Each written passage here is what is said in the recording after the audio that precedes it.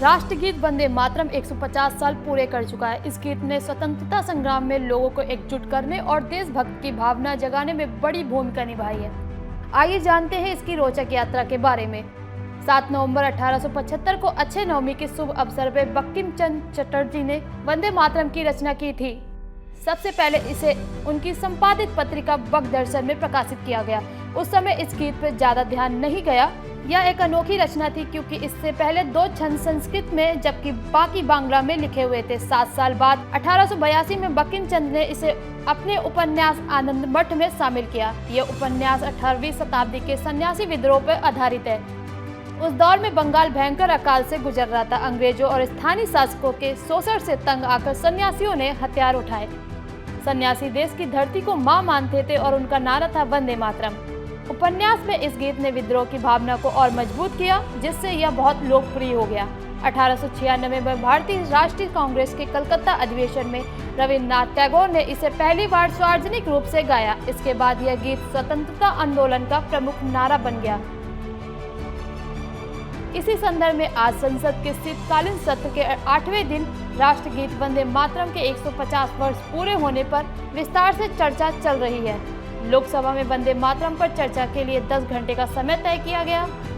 इस चर्चा की शुरुआत पीएम मोदी ने की। प्रधानमंत्री मोदी ने कहा, वंदे मातरम की 150 वर्ष की यह यात्रा अनेक पड़ाव से गुजरी है, लेकिन वंदे मातरम को जब 50 वर्ष पूरे हुए तब देश गुलामी में जीने के लिए मजबूर था, और जब वंदे मातरम के 100 साल पूरे हुए तब देश आपातकाल के जाल में जकड़ा हुआ था। उस समय संविधान का गला घोट दिया गया था। देशभक्ति के लिए जीने मरने वाले लोगों को सलाखों के पीछे बंद कर दिया गया था। वंदे मातरम 150 वर्ष की यात्रा अनेक पड़ावों से गुजरी है, लेकिन आदरणीय अध्यक्ष जी, वंदे मातरम का जब 50 वर्ष हुए तब देश गुलामी में जीने के लिए मजबूर था, और वंदे मातरम के 100 साल हुए तब देश आपातकाल की जंजीरों में जकड़ा हुआ था।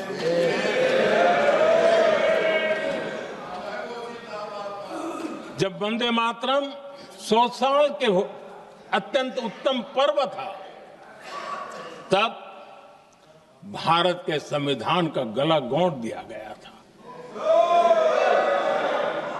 जब वंदे मातरम 100 साल का हुआ तब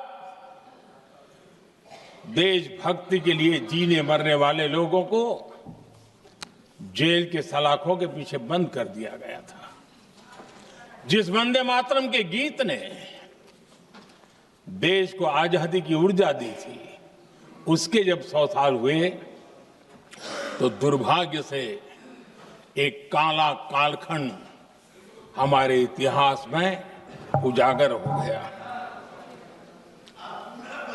हम लोकतंत्र के गिरोह में थे।